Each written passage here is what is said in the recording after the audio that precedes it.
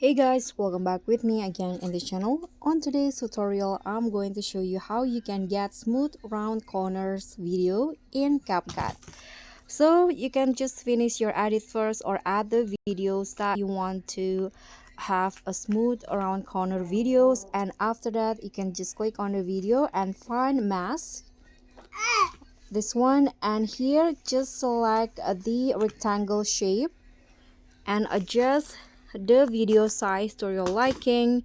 And currently it's not around corner, so if you want to do that, you can just drag this on the top left corner of the masking. You can see this option, and after that it will shape the corner of your videos into round like this.